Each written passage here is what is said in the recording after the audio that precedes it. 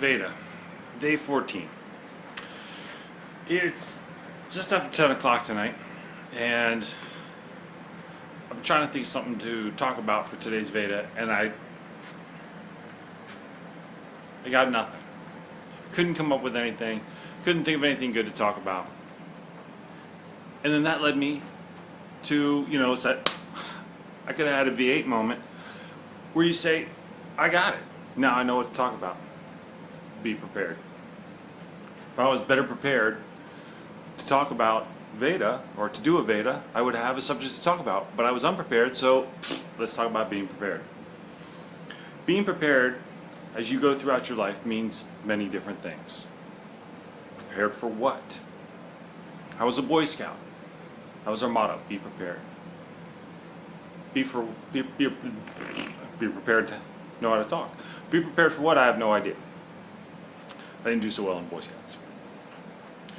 But it's one of those things that sticks with you. I remember it, part of it was always keeping change in the car just in case. Maybe you needed it to feed a meter back in the day when meters only took change and didn't take credit cards. And I didn't have a credit card back then anyway, so it wouldn't have mattered. But you always kept change in the car. Then, of course, you kept a couple of dollars because maybe you needed it for a toll. Or, God forbid, you ran out of gas because as a kid you never had any money. You had a couple of dollars for gas. Because back then, gas was like $1, so you could get a couple gallons and still get home. Of course, the car I drove back then got 8 miles to the gallon, so I guess it all evens out. But then as you get older, it changes. But I think back to we used to keep a blanket in the well of our station wagon in the back. For emergencies, especially during the winter. If your car broke down during the winter in a snowstorm, you didn't have cell phones back then, so if you got stranded, at least there was a blanket in the car. That type of thing always stuck in my mind. You also kept a quart of oil back there, and you had to make sure you had the spout to pour the oil in your car if you needed to do that. Now I live in LA, and they always talk about having an earthquake kit to be prepared. I don't have a designated earthquake kit, and you would think that I would at this point. I've been out here for almost 5 years now, but I don't. But what I do is I do keep several gallons of water, bottled water, here at all times. I've got a couple candles. I've got flashlights all over the place because, as my brother taught me many, many years ago, you can never have too many flashlights. And you know what? When you get flashlights, don't buy the cheap ones. Just get yourself a mag light. Save yourself the hassle, get yourself a mag light. But I also have a crankable flashlight, so you can crank it up. That also has the yellow flashing light on it, and it has a built-in radio as well, so just in case. Be prepared.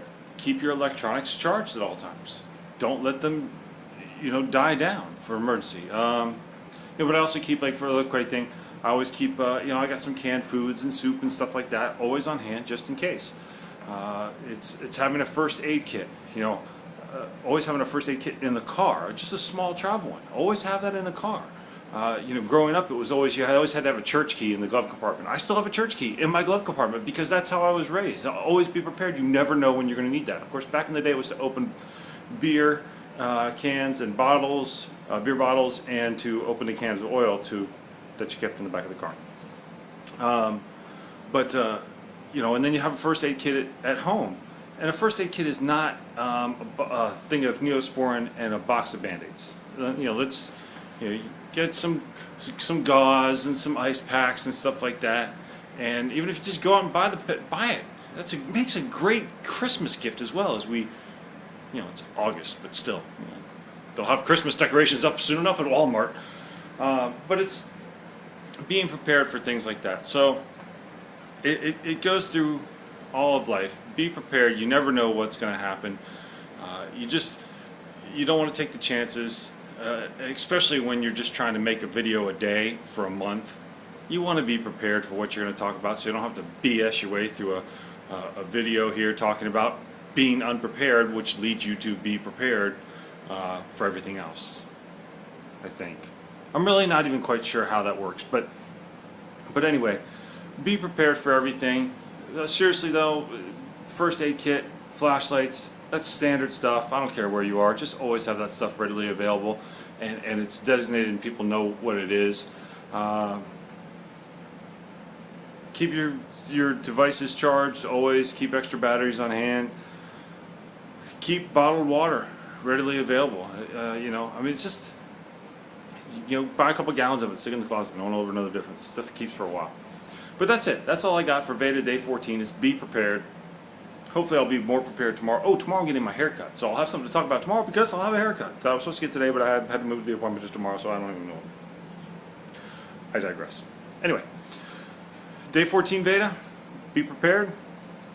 And that way you will live prepared. I don't know. Bye.